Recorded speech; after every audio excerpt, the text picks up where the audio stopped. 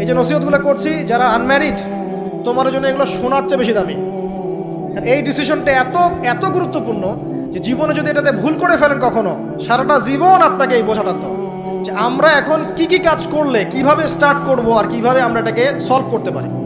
এই সলিউশনটা দুই রকম। এক নম্বর হচ্ছে যারা অলরেডি পরিবারে ঢুকে গেছেন তাদেরকে অন্য জায়গা থেকে শুরু করতে হবে। মানে যারা অলরেডি পরিবারে ঢুকে গেছেন আপনাদেরকে তওবা করে ফিরে এসে আবার শুরু করতে হবে। আর যারা পরিবারে এখনো ঢোকেন নাই, আপনারা এখনো সৌভাগ্যবান। এখন থেকে যদি আপনারা এই নসিহতগুলো মেনে চলতে পারেন, ইনশাল্লাহ আপনার পরিবারটা 8-10টা পরিবারের মতো হবে না। ইনশাল্লাহ রিজিকের ব্যবস্থাটাকে করে নেন, তারপরে ওদিকে যান। আপনার আপন ভাই হিসেবে আমি কথাগুলো বলছি, মনে করেন। এরপরে আপনি যখন বিয়ে করবেন, বললাম তো, মেয়ের জাস্ট দিনদারিতা দেখবেন। হ্যাঁ, এর উপর যদি সৌন্দর্য থাকে আলহামদুলিল্লাহ, বংশ ভালো হয় আলহামদুলিল্লাহ, মেয়ের অর্থ সম্পদ আছে আলহামদুলিল্লাহ। যদি এগুলোর কোনোটাও না থাকে, দিনদারিতা থাকে, জাস্ট ওটাকে দেখেন, আর কিছু দেখার দরকার নেই, কিছু দেখার দরকার নেই। এরপরে আরেকটা কথা বলতে ভুলে গেছি যে আপনি এই লেভেলে যাওয়ার আগে নিজেও পবিত্র থাকার চেষ্টা করেন। আপনি নিজে জেনায় যায় না, নিজে পর্নে যায় না, নিজে হারাম অ্যাফেয়ার্সে যায় না। যদি আপনি যান তাহলে আল্লাহ পাক কিন্তু আপনাকে পবিত্র স্ত্রী নাও দিতে পারেন। এটাই আল্লাহ পাকের নীতি যে একজন পবিত্র মানুষ পায়। ঠিক আছে, যে যেমন আল্লাহ পাক তাকে তেমন মিলিয়ে দেন, এটা আল্লাহ পাকের একটা সুন্নাহ। এর ব্যতিক্রম হতে পারে, কিন্তু আপনি যদি পবিত্র না থাকেন আপনি পবিত্র স্ত্রী নাও পেতে পারেন। তা আপনি আগে নিজে পবিত্র থাকেন, তারপরে আপনি এখন মেয়ে দেখেন। আলহামদুলিল্লাহ, বললাম দিনদারিতা প্রাধান্য দেন। এখানে হাদিসে এটা বলা হয় নাই যে 4টা গুণ দেখে বিয়ে করো, বরং বলা হয়েছে 4টা গুণ দেখে সাধারণত বিয়ে করা হয়। ঠিক আছে, করো আদেশটা এমন নয়, ইনকাহ কথাটা এমন নয়, বা ইনকাহু এমন নয়, তুনকাহু মানে বিয়ে সাধারণত করা হয়। কেউ টাকা দেখে, কেউ সৌন্দর্য দেখে, কেউ দেখে বংশ। তুমি দেখো দিন। নবীজি বলছেন তুমি দিন দেখো, না হলে তোমার হাত ধুলে ধূসরিত হবে, মানে ধ্বংস হয়ে যাবে তুমি। আর দিন দেখার ক্ষেত্রে শুধু বাইরের গেট আপটা যথেষ্ট নয়, তার পড়াশোনা দেখেন, তার হিস্ট্রি ঘাটবেন, তার অতীতে সে কোথায় কোথায় পড়াশোনা করেছে, কি করেছে, খোঁজ খবর নেবেন।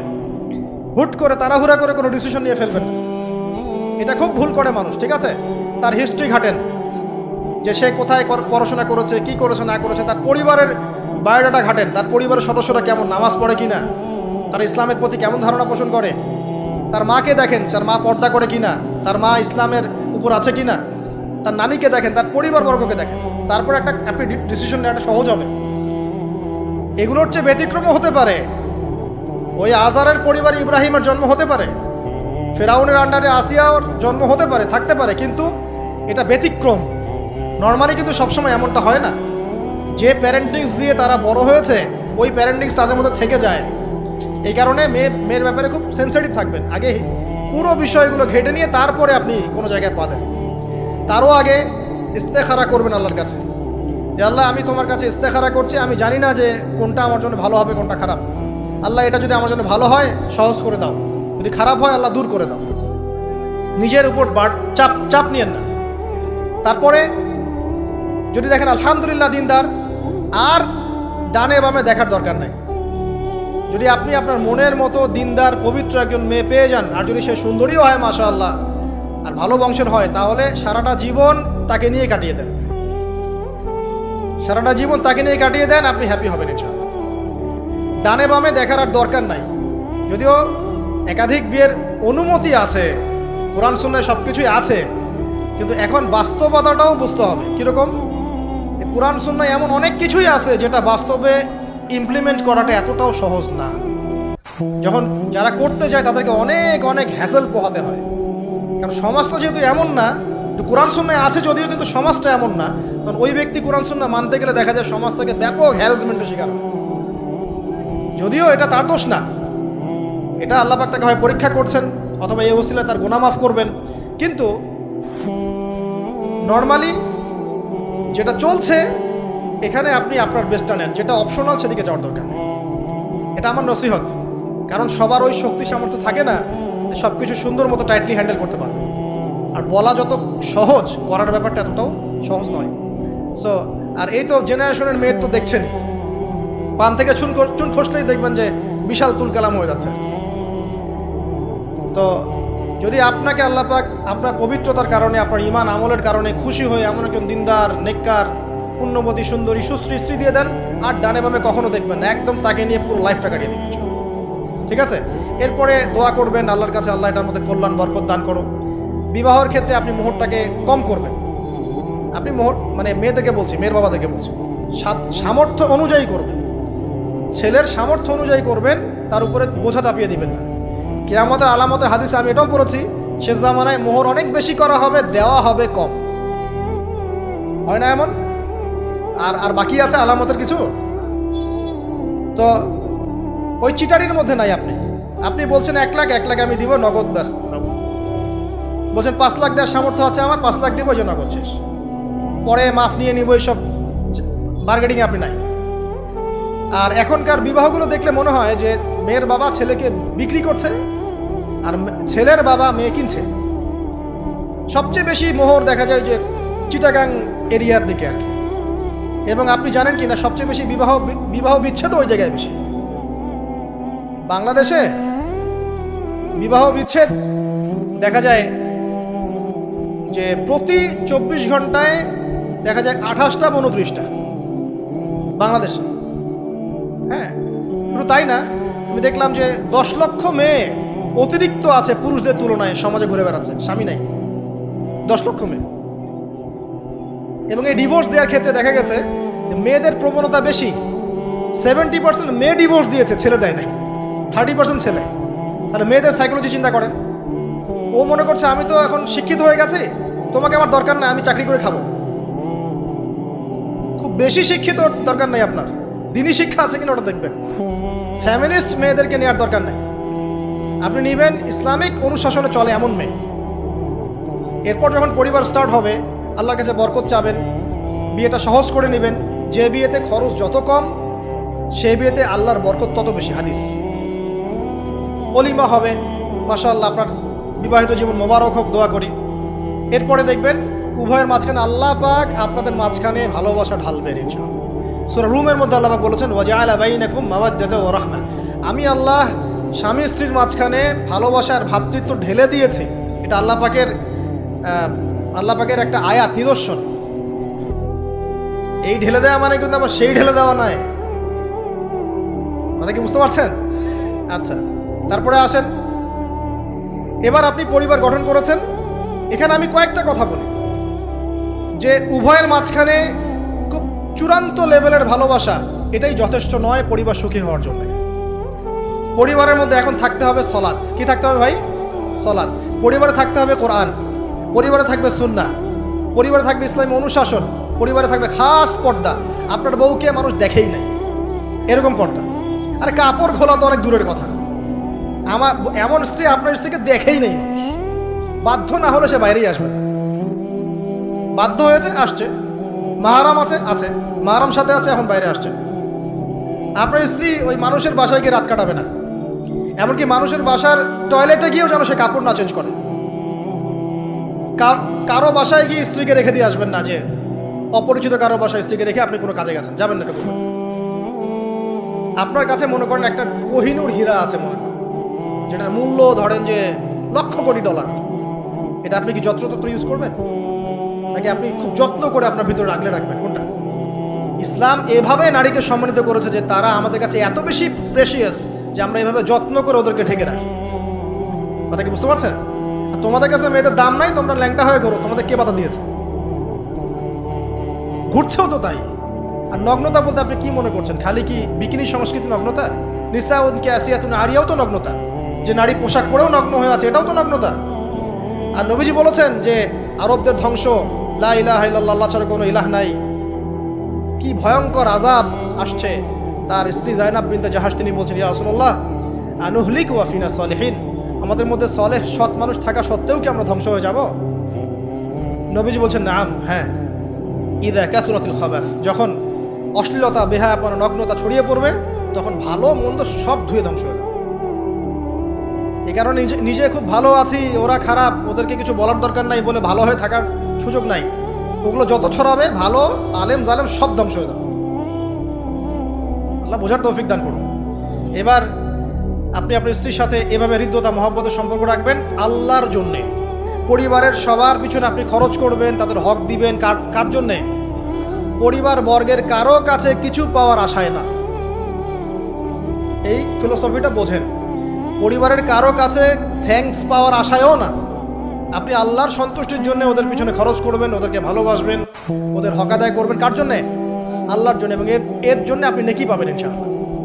আর যদি আপনি তাদের কাছে কিছু আশা করতে যান, মনে মনে বেশি এক্সপেকটেশন রাখেন, তখন আপনি কি হবেন জানেন? আপনি পদে পদে কষ্ট পাবেন, পদে পদে কষ্ট পাবেন। দেখে নিয়ে শুধু আল্লাহর হয়ে যান, মানে আল্লাহই আপনার আপন, আল্লাহ ছাড়া আপনি কাউরে চেনেন না। আল্লাহ পাক বলেছেন এগুলো করতে, আমি করি। আল্লাহ পাক ভালোবাসা দিয়েছেন সন্তানের প্রতি, স্ত্রীর প্রতি, বাসি। কিন্তু এটা এত অধিক মাত্রায় নয় যে তার কারণে আল্লাহকে ছেড়ে দিব। স্ত্রী সন্তান যদি আল্লাহর পথে চলার ক্ষেত্রে বাধা দেয়, আল্লাহকে ছাড়তে পারবো না, প্রয়োজন ওদেরকে ছাড়তে পারবো, এরকম থাকবে বিষয়টা। ঠিক আছে? আরেকটা কথা বলি, শুধু ভালোবাসাই আদর্শ দাম্পত্যের জন্য যথেষ্ট নয়। এখানে প্রয়োজন হচ্ছে একে অপরের প্রতি সম্মানবোধ থাকতে হবে, একে অপরের প্রতি বিশ্বাস থাকতে হবে।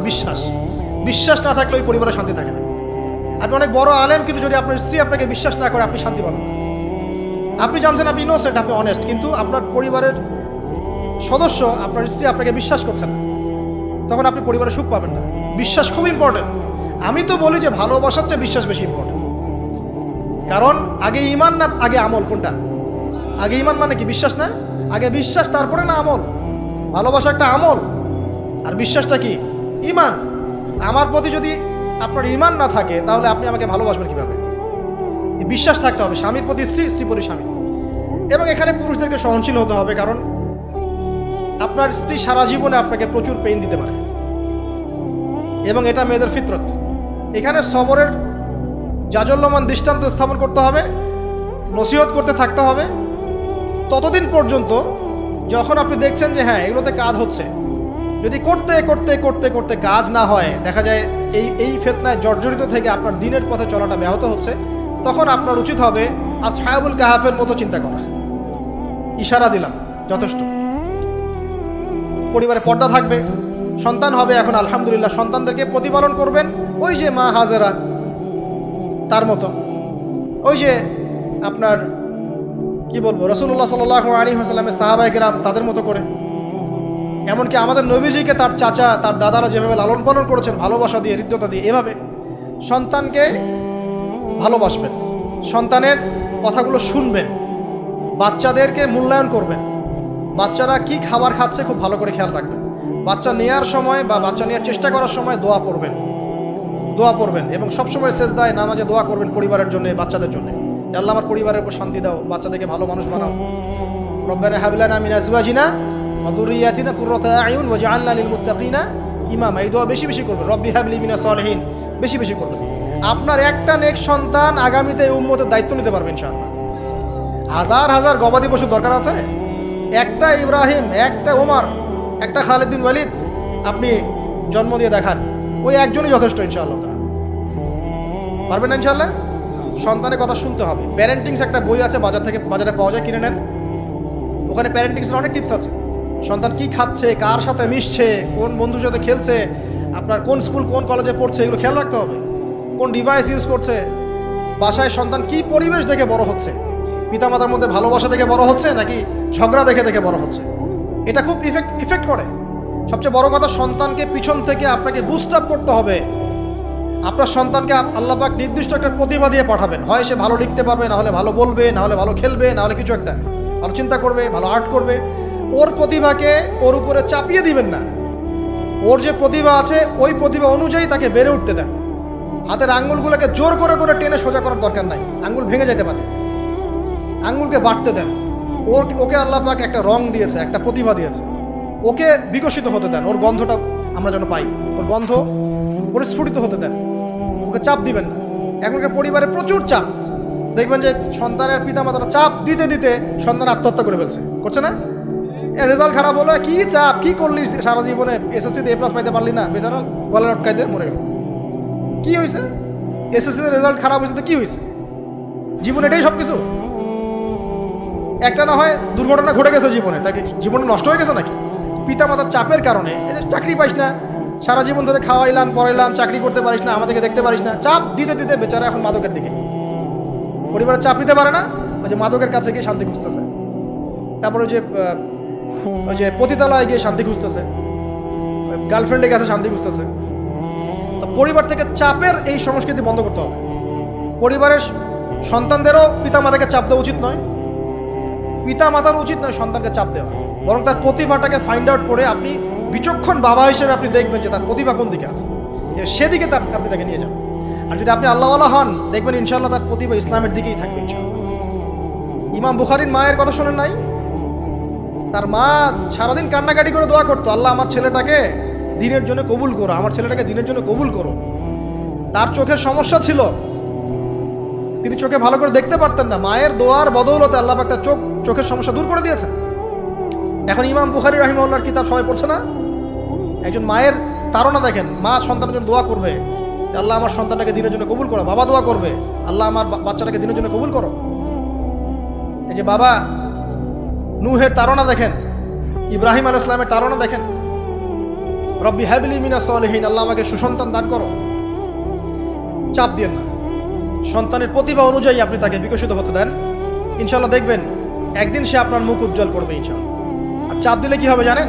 অকালেই ঝরে পড়বে, অকালে ঝরে পড়বে, ওর মাইন্ডটা বিক্ষিপ্ত হয়ে যাবে, তখন পরিবার থেকে তার একটা দূরত্ব সৃষ্টি হবে। আর ওই সুযোগ শয়তান নিবে, খারাপ বন্ধুর পাল্লায় পড়বে, আয় গাজা একটা টান দে, আয় একটু ইয়াবা খা, একটু এটা কর সেটা কর, আস্তে আস্তে দেখবেন হারায় গেছে অন্ধকার জগৎ। অন্ধকার জগৎ একবার হারায় গেলে আর ফিরে পাবেন না। এটা কি প্র্যাকটিক্যাল কথা না ভাই? মেয়েকে চাপ দিবেন, দেখবেন যে বেঁকে বসছে। যদি ছোটবেলা থেকে মেয়েকে আপনি সুন্দর হিজাব পোশাক তরবিয়ত দিতে পারেন, এই মেয়ে বড় হয়ে ইনশাআল্লাহ বেলাইনে যাবে না। কিন্তু ছোটবেলা থেকে ওকে যদি আপনি নায়িকাদের মতো মানুষ করেন, আর বড় হয়ে পস্তাবেন আমার মেয়ে কেন ছেলের হাত ধরে পালা গেল, এটা তো আপনার জন্য হয়েছে। ছোটবেলা থেকে এই সন্তান অনুশাসনটাকে ঠিক করতে হবে। ওই যে বললাম, পিতা মাতা যদি দিনদার মুত্তাকি পরিষ্কার হয়, তাদেরকে দেখেই সন্তান শিখবে। আমরা যখন সেজদা করি, আমাদের ছেলে মেয়েরা পিঠে উঠে আসে না? ওরাও দেখবেন সেজদা করার ট্রাই করে না? মসজিদে নিয়ে আসেন বাচ্চাকে, দেখবেন ও দেখে দেখে দেখছে যে কি করছে এরা, কি করছে, ও তখন নিজেও একটু হাত বাঁধার চেষ্টা করে, এমন করে দাঁড়া থাকে, খেয়াল করে নাই? হাত তুলে। বাচ্চারা দেখে শিখবে, পরিবারে দেখে বাচ্চারা শিখবে যে পিতা মাতা কেমন, কিভাবে কথা বলে, পিতা কেমন করে মায়ের সাথে কথা বলছে, মা কেমন করে পিতার সাথে কথা বলছে, সে ওইভাবেই কথা বলবে। যে পরিবারে ওমরের মতো পিতা আছে, ওই পরিবার কি খারাপ হতে পারবে? যে পরিবারে হাজরা আলাইহিস সালামের মতো মা আছে, ওই পরিবার খারাপ হতে পারে? তো প্যারেন্টিংটা ঠিক করতে হবে। নৈতিক আদর্শের সাথে তাদেরকে ভালো খাবার দিবেন, খাবারের ব্যাপারে সচেতন থাকবেন, কার্বোহাইড্রেট পাচ্ছে কিনা, প্রোটিন ঠিকমতো পাচ্ছে কিনা, ভিটামিন পাচ্ছে কিনা, হ্যাঁ ও পরিষ্কার পরিচ্ছন্ন থাকছে কিনা, পরিবারটা থাকবে নিট অ্যান্ড ক্লিন, চকচকা। এখানে যেন মানে আর বলে না যে পবিত্রতা ইমানের অর্ধেক, হাদিস আছে না? মানে পরিবারগুলো হবে নিট অ্যান্ড ক্লিন, ঝকঝকা, রুচিশীল। এখানে যেন নোংরা বিষয় না থাকে, নোংরা আবর্জনা, বাথরুম ঠিক নাই, এটা ঠিক নাই, এমন না, ঝকঝকা পরিবার। আপনার সামর্থ্য অনুযায়ী আপনি করবেন, কারণ পরিচ্ছন্ন না থাকলে বাচ্চা কাচ্চা অসুস্থ হবে বেশি। অসুস্থ হলে পরে আপনার পেরেশানি, ওরা খাবে না ঠিক মতো, রুচি ঠিক মতো থাকবে না, বারটা ঠিক বাড়বে না ঠিক মতো। তো পরিচ্ছন্নতার সাথে সঠিক খাবার, সঠিক প্যারেন্টিং, ইসলামিক তরবিয়ত, এবং তার উপর চাপ প্রয়োগ না করে তাকে তার প্রতিভাটা বিকশিত হতে দেওয়া। চাপ প্রয়োগ না করার মানে এই নয় যে আপনি শাসনই করবেন না। পরিবারের উপর শাসন লাঠি থাকবে, কিন্তু ওটার যত্রতত্র প্রয়োগ করবেন না। যদি আপনি একদিন খুব বেশি পিটায় দেন, তারপর থেকে আপনার সন্তান আপনাকে ভয় পাবে না। কিন্তু আল্লাহ পাক কোরআনের জন্য বারবার একটা সাইকোলজি অ্যাপ্লাই করেছেন যে জাহান্নামে শাস্তি কিন্তু দিব, শাস্তি কিন্তু দিব, শাস্তি কিন্তু দিব। এই যে ভয়, আমরা কিন্তু ভয়েই জাহান্নাম থেকে দূরে আছি। তো এটা একটা সাইকোলজি।